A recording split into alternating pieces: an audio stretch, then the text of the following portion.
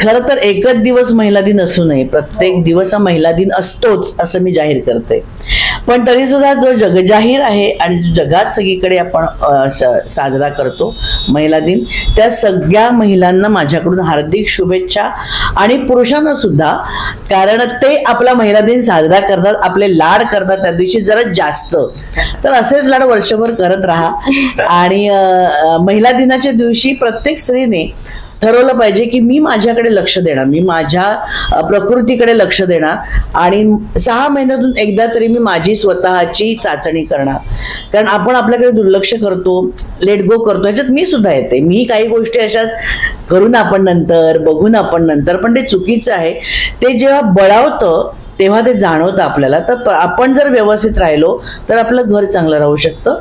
आणि घराबरोबर माझं म्हणणं की घरामधलं वातावरण चांगलं राहू शकतं, सकारात्मकता राहू शकते. सकारात्मकता म्हणजे पॉझिटिव्हिटी, वाईब्स तुमच्या दृष्टीने.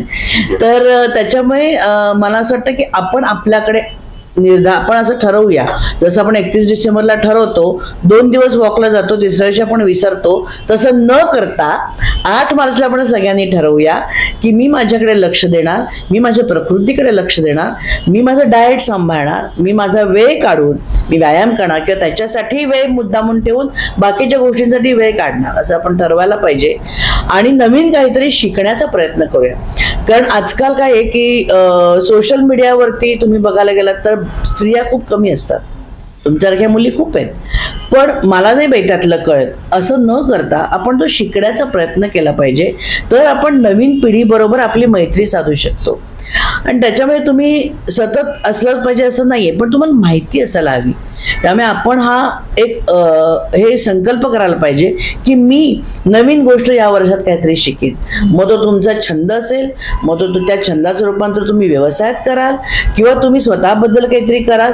की माझा जास्त ओढा अध्यात्माकडे आहे, तर मी काहीतरी नवीन शुद्धक्रिया शिकेन, मी जास्त वेळ आता ध्यानधारणा करेन, मी जास्त त्याच्याबद्दल ज्ञान मिळवण्याचा प्रयत्न करेन.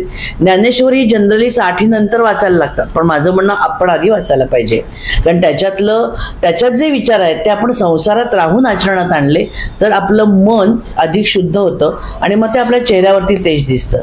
त्याच्यामुळे आपण स्वतः हा संकल्प केला पाहिजे की मी आजपासून हे करणार आणि मी त्याच्यासाठी हा माझा वेळ आहे, हा मी टाईम आहे, 20 मिनिटं तर 20 मिनिटं, पण मी माझी ध्यानधारणा करणार, रात्री झोपायच्या आधी मी करणार.